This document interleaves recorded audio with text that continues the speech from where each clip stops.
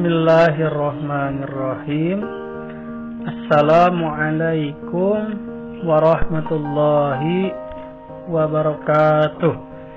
Alhamdulillah Rabbil alamin. Assalatu wassalamu ala asrofil anbiya'i wal mursalin Sayyidina Muhammadin wa ala alihi wa sahbihi ajma'in, amma ba'du. Pertama, marilah kita panjatkan puji syukur kepada Allah Subhanahu wa taala.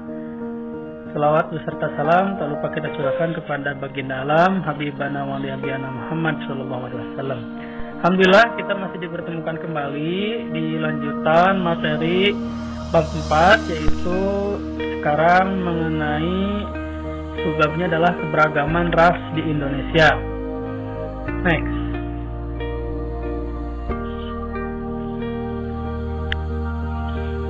Pengertian ras. Dalam Kamus Besar Bahasa Indonesia atau KBBI, ras berarti golongan bangsa berdasarkan ciri fisik dan rumpun bangsa. Next. Dalam Undang-Undang Nomor 40 Tahun 2008 tentang penghapusan diskriminasi ras dan etnis menyebutkan bahwa ras adalah golongan bangsa berdasarkan ciri fisik dan garis keturunan. Next. Ciri fisik yang umumnya dijadikan dasar untuk mengelompokkan ras antara lain adalah bentuk badan, bentuk muka, bentuk hidung, dan warna kulit. Oke, next. Nah, kita akan membahas satu persatu, yaitu berdasarkan bentuk badan dan muka, hidung. Ya. Golongan ras yang memiliki tubuh tinggi besar, ada pula ras yang memiliki tubuh tinggi kecil atau ras yang memiliki tubuh kecil mungil. Next. Bentuk muka, yaitu pengelompokan berdasarkan ras, bentuk tulang pipi, ada yang menonjol, ada yang tidak. Bentuk hidung dinilai dari panjang dan lebar hidung rata-rata. Sekelompok manusia ada yang mancung, pesek, dan ada yang biasa atau lebar. Next. Ada kelompok manusia yang berkulit hitam, putih, kuning, atau sawo matang. Ada juga kelompok manusia yang mempunyai warna atau tengah mata hitam, biru, atau hijau. Sedangkan bentuk rambut dapat dikelompokkan berdasarkan warna hitam dan putih, kuning, serta bentuk rambut lurus, ikal, dan keriting. Itulah pengkelompokan ras berdasarkan warna kulit, rambut, dan warna mata. Oke, next. Menurut A.L. Roberts, seorang ahli yang mengamati perkembangan masyarakat, mengelompokkan ras manusia di dunia menjadi 4. Next. Yang pertama itu adalah macam-macam ras. Yang pertama kita lihat ras Asiatik Mongoloid. Seperti apa? Nah, kita lihat penjelasannya. Merupakan ras kaum pendatang dan biasanya mereka tinggal di kota-kota besar. Biasanya berasal dari penduduk Cina, Jepang, dan Korea. Ciri-ciri ras ini adalah, nah kita lihat cirinya, warna kulit kuning, mata sipit, bibir tipis, rambut cenderung hitam atau lurus. Ya. Selanjutnya, tinggi badan itu rata-rata 155 sampai 165 cm. Nah, ini contohnya ya, yang kita kenal semua, aktor dari Cina itu Jackie Chan. Nah, ini adalah ras Asiatik Mongoloid. Kalau ada yang mirip-mirip dengan Jackie Chan, mata sipit, rambut lurus, kuningnya itunya kulitnya kuning, itu termasuk dari ras Asiatik Mongoloid. Next.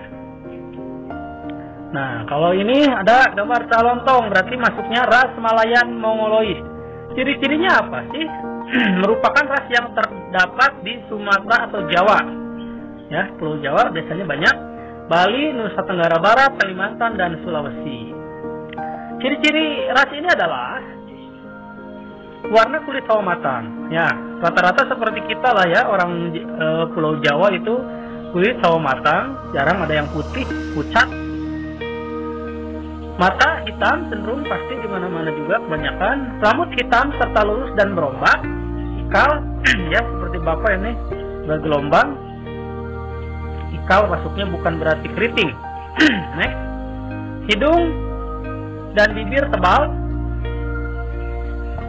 Tinggi badan rata-rata 150 sampai 165 cm. Nah, ini adalah ras Malayan Mongoloid ya. Kebanyakan seperti kita ini, ras Malayan Mongoloid. Next. Selanjutnya adalah ras Melanosoid. Apa itu ras Melanosoid? Kita lihat. Merupakan ras yang terdapat di wilayah Irian Jaya atau Papua. Oh, ini ya. Next. Maluku, Nusa Tenggara Timur. Ciri-cirinya adalah ras ini memiliki ciri warna kulit hitam, cenderung hitam biasanya. Rambut hitam dan keriting. Bibir agak tebal. Badan tegap. Yang biasa yang kita lihat juga hidung lebar cenderung pesek. Nah, ini ya. Dan tinggi badan rata-ratanya itu mereka itu lebih tinggi dari kita biasanya 160 sampai 170 cm. Nah, kita lihat gambarnya. Ini adalah gambar contoh dari yang memiliki ras melanosoid seperti ini.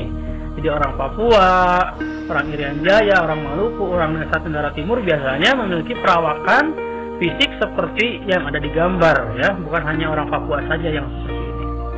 Oke, next.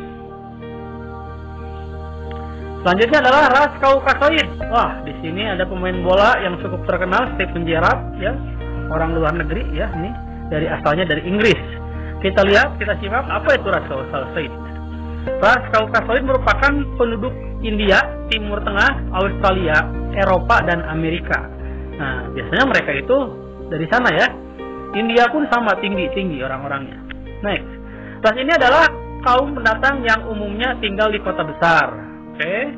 Ciri ras ini adalah warna kulit agak kuning seperti India, putih Timur Tengah, Australia, Eropa, dan Amerika. Rambut hitam atau pirang. Nah, biasanya ada yang hitam, ada yang pirang. Tapi kalau lihat, kita lihat di gambar ini adalah rambutnya pirang ya. Bukan dicat, bukan ini Pak, itu kuning. Rambutnya dicat, bukan. Tapi ini adalah asli genetika dari ras Kaukasoid. Next. Hidung mancung ya, kebanyakan mancung. Orang India mancung, orang Eropa kebanyakan juga mancung.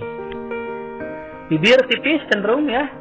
Dan tinggi badan rata-rata 165 sampai 180. Ini rata-rata, tapi ada juga yang lebih dari tinggi 180. Seperti itu ya. Jadi kita lihat selanjutnya. Selanjutnya Bapak akan membahas tentang keberagaman antar golongan. Keberagaman antar golongan adalah kelompok-kelompok dalam masyarakat yang didasarkan atas ciri-ciri umum. Dalam sosiologi dikenal adanya stratifikasi sosial. Stratifikasi itu adalah pengelompokan, ya, perbedaan atau pengelompokan antara masyarakat dalam kelas-kelas sosial secara bertingkat, ya. Ukuran atau kriteria yang menjadi dasar penggolongan lapisan sosial dalam masyarakat tersebut biasanya adalah, nah ini, yang biasanya mengelompokkan masyarakat dibeda-bedakan antara kelas-kelasnya. Apa saja biasanya? Itu adalah kekayaan, jabatan, pendidikan, dan luasnya ilmu pengetahuan, dan keturunan. Jadi biasanya jabatan, kekayaan, pendidikan, keturunan itu kalau di sebagian wilayah daerah itu di belahan beberapa negara juga terjadi ya, ada kelas-kelas yang pendidikannya kurang, ada yang tinggi. Terus ada keturunan bangsawan, keturunan kulit darah biru seperti itu. Next. Nah, contoh munculnya golongan sosial dalam masyarakat yang disebut darah biru, kelas atas, kelas menengah, dan kelas bawah. Nah, ini sebutan-sebutan yang ada di dalam masyarakat. Seperti itu. Ya. Oke, mungkin cukup sekian. Terima kasih. Pertemuan untuk saat ini kita cukupkan dulu. Kesimpulannya adalah yang dinamakan manusia itu adalah makhluk ciptaan Tuhan yang Maha Esa. Jadi sewajarnya kita harus bersyukur kepada Tuhan yang Maha Esa atau Allah Subhanahu wa Ta'ala yang mana telah memberikan kita beraneka ragam, ya. Beraneka ragam apa? Contoh tadi beraneka ragam ras. Jadi kalau misalkan manusia sama semuanya, nanti bagaimana cara membedakannya ya? Nah, itulah kekuasaan Allah Subhanahu wa taala ditunjukkan dengan berbeda-beda antara manusia atau makhluk yang satu dengan yang lain. Seperti itu. Jadi ada yang kulit putih, ada yang kulit hitam, ada yang mata sipit, ada yang matanya belok, ada yang rambutnya keriting, ada yang rambutnya lurus. Kita itu sama, semuanya adalah makhluk ciptaan Tuhan. Jadi oleh karena itu tidak boleh untuk membeda-bedakan, tidak boleh untuk mengejek satu sama lain. Oleh karena itu kita harus bersatu, ya. Di dalam negara kita itu adalah terkenal dengan yang disebut dengan Bhinneka Tunggal Ika, berbeda-beda tetapi tetap satu tujuan. Oleh karena itu, marilah kita senantiasa bersyukur kepada Allah Subhanahu wa taala dengan syukur yang sesungguhnya. Terima kasih. Mungkin itu saja untuk pertemuan kali ini yang dapat Bapak sampaikan. Kurang lebihnya mohon maaf. Wabillahi taufiq wal hidayah. Akhirul kalam. Wallahu muwaffiq ila aqwamit thoriq. Wassalamualaikum warahmatullahi wabarakatuh.